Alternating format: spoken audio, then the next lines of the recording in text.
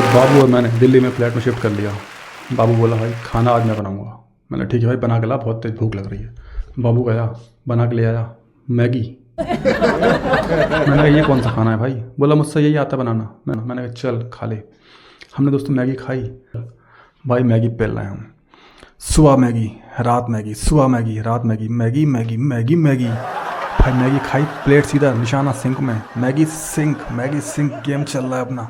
इतनी मैगी खा ली हमने दोस्तों 8 दिन में। हमारे कपड़ों में से, हमारे पसीने में से मैगी खुशबू आ रही है।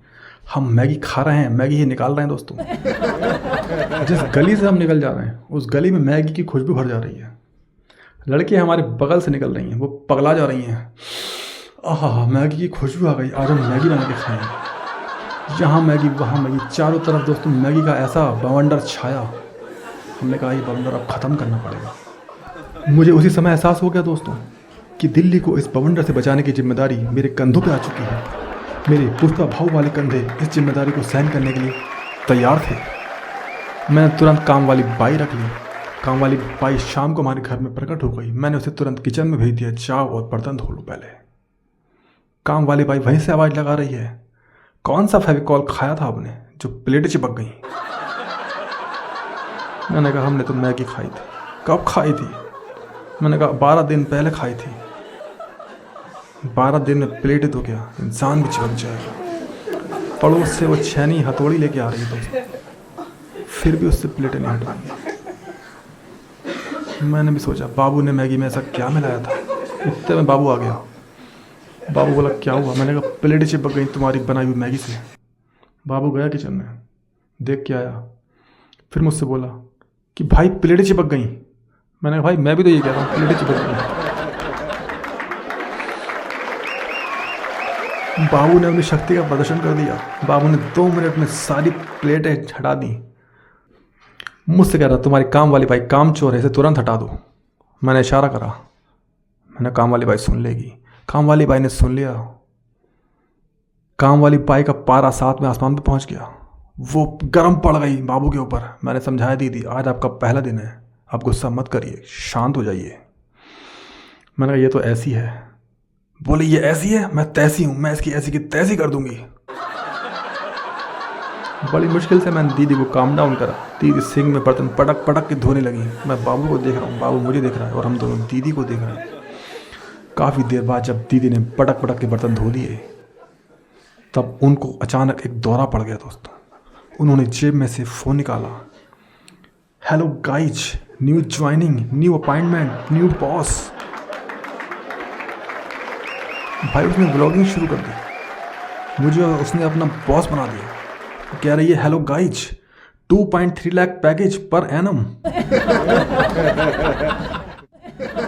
मैंने पूछा दीदी ये क्या कर रही हो? बोली मैं यही करती है, पहले मैं ब्लॉगिंग करती है, बाद में खाना बनाती है। दीदी ने मुझे अपना फ़ोन पकड़ा दिया कि आप फ़ोन पकड़ लो, मैं शूटिंग करूँगी। भाई मैं फ़ोन पकड़ के खड़ा हूँ, बाबू फिर मेरा मुंह देख रहा है, मैं बाबू का मुंह देख रहा हूँ। मुझसे बोली आप मेरे लिए एक ट्राइपॉड और एक रिंग लाइट लेके आइएगा। मैंने कहा मैं क्यों लाऊंगा आपके लिए ट्राइपॉड? बोले आप ही लाएंगे और कौन ही लाएगा? मैंने बाबू को देखा, बाबू कह रहा है मैं नहीं लाऊंगा। मैंने कहा लाना तो पड़ेगा भाई तुझे। बाबू एक कंधे पे ट्राइपॉड, गले में रिंग लाइट डाल के लेके आ रहे हैं। दीदी ब्लॉगिंग कर रही है हमारे घर में, हमारे सामने, और हम कुछ नहीं कर पा रहे हैं। उन्होंने व्लॉग शूट करके यूट्यूब पे डाल दिया। मेरी मम्मी ने देख लिया, मुझे फ़ोन करके बोल रही है कौन है ये लड़की? मैंने कहा मम्मी काम वाली है, ऐसे इनका शौक है, व्लॉगिंग कर लेती हैं ये थोड़ी थोड़ी। बोली व्लॉगिंग? कल को तुम्हारा MMS बना के डाल देंगे, आज से तुम बाथरूम के अंदर नहाना शुरू कर दो। उस दिन से दोस्तों मैं बाथरूम के अंदर नहाता हूँ, बाथरूम में चट्टनी भी नहीं है मेरे। बाबू को बाहर बैठा दिया मैंने गेट पे, मैं नहा रहा हूँ तो गेट पे बैठा रहे।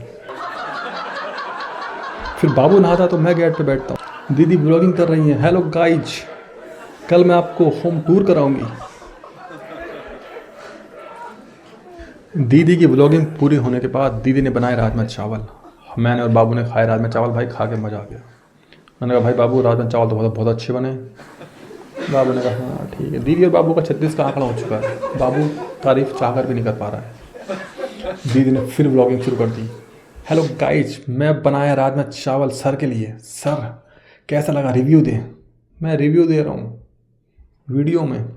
बाबू की तरफ कैमरा कर दिया, बाबू ने कर दिया। दीदी ने कह दिया ये सर का नौकर है, मैं इससे रिव्यू नहीं लेगी। बाबू तिल मिला गया दोस्तों। हमारी लाइफ एकदम सेट हो गई। दीदी हमें बढ़िया बढ़िया खाना बना के खिलाती हैं और अपनी मस्त व्लॉगिंग करती है। वो भी खुश, हम भी खुश। लेकिन एक दिन किचन का जूना ख़राब हो गया। दीदी ने कहा कि जूना ख़राब हो गया, नया लाना पड़ेगा। बाबू ने कच्चा फेंक के मार दिया दीदी के मुंह पे। यही है जूना, इसी से बर्तन धोए जाएंगे। दीदी को पड़ गया दौरा। दीदी ने निकाल लिया फ़ोन, शुरू कर दी व्लॉगिंग। हेलो गाइज, देखिए ये है वो नौकर जो मेरे साथ बदतमीजी कर रहा है। बाबू भाई के फटके 4।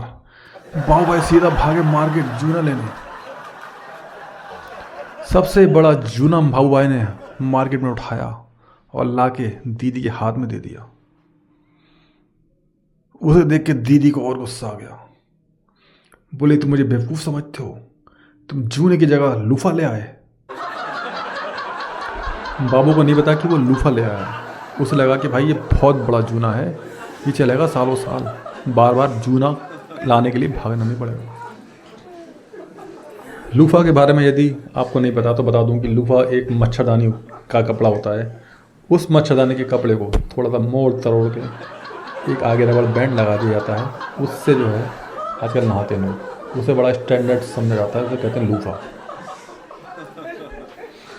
तो भाई बड़ी मुश्किल से जो है मामला फिर दफा हुआ। दीदी ने जो लूफा से ही बर्तन मांजने शुरू कर दिए।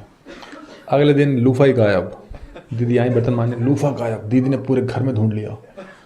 बाबू लूफा से अपना पेडिक्योर कर रहा है। दीदी ने देखा बाबू की एड़ियाँ फटी हुई। दीदी को तरस आ गया।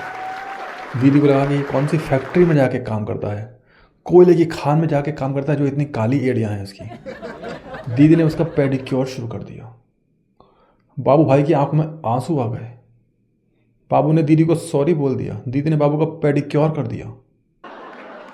दोनों के बीच की दुश्मनी समाप्त हो गई और उसके पश्चात हम लोग अपना जीवन सुख से जीने लगे।